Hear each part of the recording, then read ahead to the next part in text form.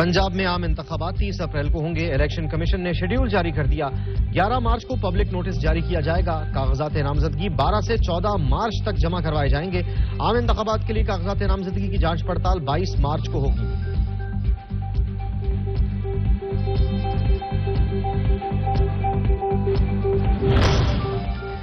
खैबर पख्तूनख्वा में इंतखाबी तारीख का ऐलान न हो सका। गवर्नर गुलाम अली और इलेक्शन कमीशन कमेटी के दरमियान मुज़ाकरात बेनतीजा खत्म। गवर्नर KPK कहते हैं इलेक्शन की तारीख देना ईद का चांद देखने से ज्यादा मुश्किल दिखाई दे रहा है।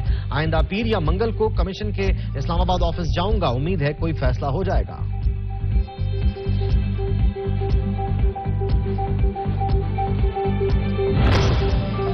नक्स अमन का खदशा। पंजाब इंतजामिया ने लाहौर में दफा 144 नाफिज कर दी।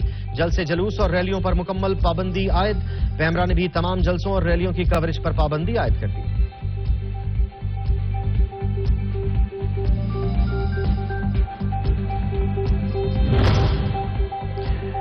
पंजाब इंतजामिया के फैसले के बाद PTI ने एहतजाजी रैली मनसूख कर दी। कारकुनान को घरों में रहने की हिदायत। लाहौर में दफा 144 के निफाज का फैसला हाईकोर्ट में चैलेंज कर दिया।